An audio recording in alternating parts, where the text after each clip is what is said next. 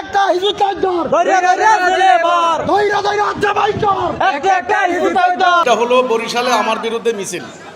মিছিলটা কি? মিছিলটা হচ্ছে একটা তহিদ ধর, ধৈরা ধৈরা জবাই কর, একটা তহিদ ধর, ধৈরা ধৈরা খতম কর। এইগুলা আমি হিজবুত তাওহীদকে বলবো, আপনারা কখনো কোনোদিন এ ধরনের মিছিল দিবেন না। সাবধান, আল্লাহর সাহায্য ছাড়া আপনি দিন প্রতিষ্ঠা করতে পারবেন না। যতই আপনি লেবাস ধরেন, লাভ নাই। আল্লাহ রাসূল বলেছেন, ইন্নাল্লাহা লা ইয়ানজুরু ইলা সুওয়ারিকুম, আল্লাহ সুরত দেখেন না, তিনি দেখেন তোমার কাল্ব এবং তোমার আমল। আপনি এখন আমারে বললেন একটা তহিদ ধর, ধৈরা ধৈরা জবাই কর। আপনি আমারে জবাই করবেন, আমি আপনারা জবাই করবো, আর ওরা আপনাদেরকে বোম মাইরা সব ধ্বংস করে দিচ্ছে। এগুলা শয়তানি চক্রান্ত না? হিজবুত তাওহীদ সাবধান, কোনো ধরনের আক্রমণ করে কাউকে উগ্রবাদী মিছিল দিবেন না। এগুলা হলো মব সৃষ্টির মূল গোড়া, এগুলা শয়তানের ইন্ধন, এগুলা ইবলিসের চক্রান্ত। সাবধান, হিজবুত তাওহীদ কোনো ধরনের মিছিল দিবেন না, এই ধরনের মিছিল দিবেন না আপনারা। এরা আইন সম্পর্কে জানে না, এরা আল্লাহর বিধান সম্পর্কে জানে না। এদের কারণে আল্লাহর পবিত্র ইসলাম, আকাশের মতো উদার ইসলাম আজকে বিশ্বময় বদনাম হচ্ছে। দেখেন ইসলামের মধ্যে কতগুলি মৌলিক নীতি, আমি অল্প কয়েকটা বললে আপনি বুঝবেন। ইসলাম হচ্ছে বিশ্ব মানুষের জন্য জীবন বিধান। এই ইসলামের মধ্যে অনর্থক অহেতুক কোনো কর্মকাণ্ডের জায়গা আছে?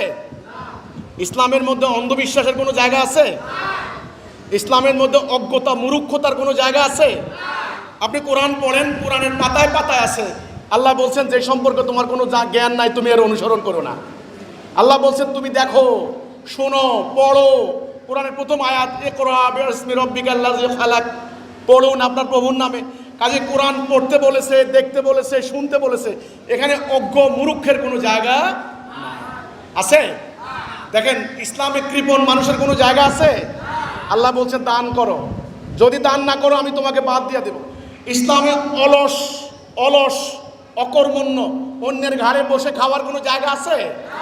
বলেন। আল্লাহ বলছেন আমি তোমাকে যে রিজিক দিছি তার থেকে তুমি ব্যয় করো।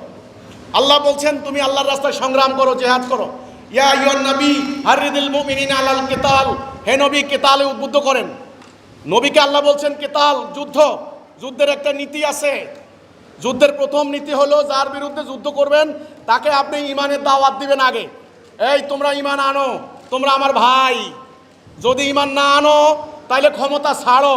তাহলে যুদ্ধটা কার বিরুদ্ধে হবে? যে ক্ষমতাশালী তার বিরুদ্ধে, তাই না? আপনি বলেন দুর্বল, আপনার মতের সাথে মিলে না, আপনার ফেরকার সাথে মিলে না, এদের বিরুদ্ধে যুদ্ধের কোনো নীতি আছে কোরআনে? 3 নাম্বার, যদি ক্ষমতা না ছাড়ো তাহলে চলো যুদ্ধ হবে। এই হচ্ছে যুদ্ধের নীতি। ইসলাম কিন্তু ফিতনার বিরুদ্ধে বলছে, ফিতনা হত্যা অপেক্ষা গুরুতর। কাজেই ইসলামে ফিতনার কোনো জায়গা নাই, ইসলামে অন্ধত্বের কোনো জায়গা নাই। এবার আসেন, ইসলামে মিথ্যার কোনো জায়গা আছে? দেখেন বলা হচ্ছে মিথ্যা বলবে না, যে মিথ্যা বলে তার উপর আল্লাহ লানত। মিথ্যাবাদীকে বলা হয়েছে কাজ্জাব। তাহলে ইসলামে কোনো মিথ্যার কোনো জায়গা নাই, গুজবের কোনো জায়গা নাই, হুজুগের কোনো জায়গা নাই, একজনের দোষ আরেকজনকে চাপিয়ে দেওয়ার কোনো সুযোগ নাই। এগুলি আছে? তাহলে এখন বলেন, এত যৌক্তিক, এত বিজ্ঞানসম্মত, এত উদার এই ধর্মের অনুসারীরা এরকম হইল কেমনে? কেমনে? ইমান না থাকার কারণে, আকীদা চলে যাওয়ার কারণে। কথা ক্লিয়ার? এই জন্য হিজবুত তাওহীদ আপনারা ওদের মতো উগ্র হবেন না। কথা ক্লিয়ার? আপনারা আল্লাহর সাহায্য নিয়ে ধৈর্যের সাথে মানুষদেরকে দিনের দাওয়াত দিয়ে যান। আপনি যদি সৎ হন, আপনি যদি যোগ্য হন, তাহলে উগ্র মিছিল করা লাগবে না। আল্লাহ আপনার দায়িত্ব আল্লাহ পৌঁছাই দিবেন মানুষের কানে কানে। দেখবেন আল্লাহ সাহায্য না করলে জীবনেও দিন প্রতিষ্ঠা করতে পারবেন না।